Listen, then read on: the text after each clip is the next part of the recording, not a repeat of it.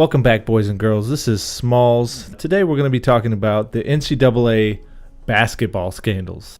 Specifically, we're going to be talking about players taking money, players' parents taking money, coaches arranging for players to take the money, and of course those sneaky little snakes of agents giving the money to the players.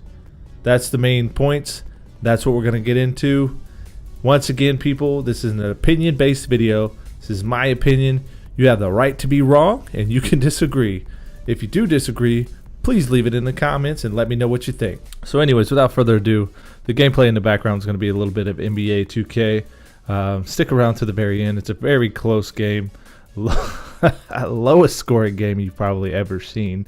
So don't rag on me too hard about that. But it's a good finish. So stick around till the end of the episode and you will see. So first and foremost, the NCAA scandal is all about basically players and coaches taking improper benefits. Most of these benefits are players or players' families taking cash to attend certain schools. These schools that are involved are mostly big-name schools. There's not a lot of small schools involved. Some of them involved are Michigan State, University of Washington, Duke, Arizona, Kansas. Some of the stars that are involved are even more surprising. Miles Bridges, who's currently playing for Michigan State, probably one of the biggest names in college basketball right now. Markelle Fultz, he was the first pick in the draft last year, coming from University of Washington. Wendell Carter is currently playing for Duke. Dennis Smith Jr., who's becoming a star in the NBA as we speak. And then there's also Kyle Kuzma and Josh Jackson, both high picks in the first round last year. Biggest name so far that anybody's named, DeAndre Ayton, the current star player for Arizona. What happened there was Sean Miller was caught on a wiretap talking about how he took $100,000 or he arranged $100,000 for DeAndre Ayton to come to Arizona. That's a big deal. So the next thing that comes to mind is, why are you doing this, boo-boo? Stop taking all this money. Why are you taking money? They know it's illegal. They know it's against NCAA rules. And some of these people might even go to jail for it. So why are they doing it? A couple simple reasons that we'll talk about right now. Number one reason for the coaches, it's pretty simple. They don't win games, they get fired. That's as simple as that. That's the first aspect of why they're taking money. Secondly, why are the players taking the money? It's pretty common to hear stories about this player came from this neighborhood and he's lucky to be out and basketball was an outlet for him. Which makes sense, and that's great because I do feel that basketball is an outlet for many people who don't have all the options that some others do. But then again, they're coming from a family of poverty, so they need this money. They need it to survive. They're coming from nothing. If somebody tells you, hey, we're going to give you $100,000 and you come play at our school, what would you do if you've never even seen $100,000? $100 is a lot of money to you. You're going to sit there and just stare? No, I'm good. I don't think so. I think that's a bad idea. I think I'd rather just eat these ramen noodles in my dorm room and wish I had $100,000 and come to this school for a year because the NBA made me. No, not at all. What about the guys that are setting up the payments, such as the agents or the representatives from Adidas? Those guys have been named in the investigation as well as the ones setting up the payments. Why are the agents giving people money? Well, the agents, I looked it up, they get 4%, up to 4% of a player's contract in the NBA. Plus, they get a percentage of the endorsements.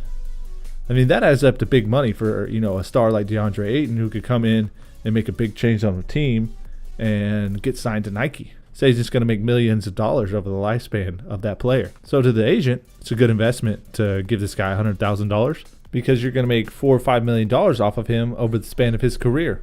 Of course, that's a wise investment. I know. Some of you are like, well, if you're so fucking smart, what's the solution? Well, let me tell you a few ideas that I have. Let me grace you with my intelligible ideas. My first solution has been talked about quite a bit before. Pay these damn players. Pay the basketball players in college. Pay them for what they're doing. These colleges are making tons of money, millions of dollars off of them. I mean, just look at March Madness and all the advertisements and the TV rights. Just pay the players. Now, other problems arise when you start paying players, such as how much do you pay them? Or if you pay this guy, you need to pay everybody the same. Do you pay number 1 on your roster the same as you pay number 15? I'm not going to get into how much you pay number 1 versus number 15, but I guarantee you the NCAA can afford it. those schools, especially the big schools, they can afford it. They're paying their coach $6-7 million a year. Take $1 million off of his salary, give it to the players. Another thing is, if you pay them, then NBA can implement a rule that they have to stay at least 2 years, potentially 3 years if they need it, to let their skills develop, to let them get better coaching, and to better prepare them for the NBA. The other option I thought of, and this is nothing groundbreaking, this stuff has been thrown around on television before, but I thought about it the other day and I was thinking, send them to the G League. If they don't want to go to college, send them to the G League. And granted, the G League pays like shit right now. Got to be honest. I looked it up, and the average pay for a G League player is $19,500 to $26,000 a year. That's just not going to cut it. A kid that comes from poverty and goes to the G League can't make $26,000 a year. He can't help his family with that. So what's the solution to that one if they go to the G League? I think raise the salaries in the G League. Now, this is America. You don't have to pay everyone the same in the G League because it's a job. It's their job to play basketball there. So obviously, if you're Marvin Bagley and you're the #1 player on the freaking Saskatchewan Skaters, pay him $100,000 a year, and then you can pay your 15th player on the roster $26,000. I mean, I know that sounds terrible, but this guy's developing for the NBA. He's going to be a star in the NBA, most likely. Marvin Bagley, I'm talking about, and DeAndre Ayton for that matter. So just pay him a lot of money. I mean, $100,000 is a lot of money. They can help their family with that money. Something I akin it to is the practice squad in the NFL. A practice squad player in the NFL, he doesn't even see the field, yet he still gets paid hundreds of thousands of dollars to be on an NFL team. The driving force behind the change that's going to happen, and change is coming. I promise you that. Change is going to come. The NBA doesn't like the way they look because of this, because of the one-and-done rule. And the NCAA definitely doesn't like the way it looks. The NBA is going to make a big change, and I don't think it's going to be for the betterment of college basketball. Unfortunately for all college basketball fans, I don't think the NBA is really going to throw them a bone on this one. Right now, they look like a fool with their pants down. That's all I'm saying. I'm interested to see what the NBA is going to do.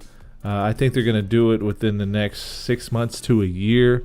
I think they're going to get rid of the one-and-done rule. My feeling is that there's enough money to go around to pay these kids to get them away from taking money for playing in college. I think if they're good enough to play, to take money, why not let them go to the NBA?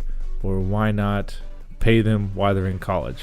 So those are some of my thoughts on some of the solutions for the players and the NBA. I think the NCAA is the odd man out here. They've had such a racket going on for so many years that, I really don't feel bad for them, to be honest with you. I don't feel bad for them at all. They're exploiting the players, and I think it's time for them to start taking care of the players, or the NBA to start taking care of the players. That's going to be all for the video today, guys. Once again, thank you so much for visiting my channel and watching my video. I hope you enjoy this content. If you guys have anything to add or you want to make any comments, please leave them down in the comments below. I would love to debate anybody in the comments. That's one of the reasons I made this video. Once again, it's an opinion-based video. So don't get too butthurt about it if you don't like what I said. Once again, stick around for the ending of the gameplay of NBA 2K18. It's a pretty good ending. This is my career player. I've been working on him for a couple of months now. I am an 88 overall. I don't even want to get into how long it takes to level this player up. That's a whole new video, possibly. Anyways, enjoy it. Thank you guys for visiting. See you next time.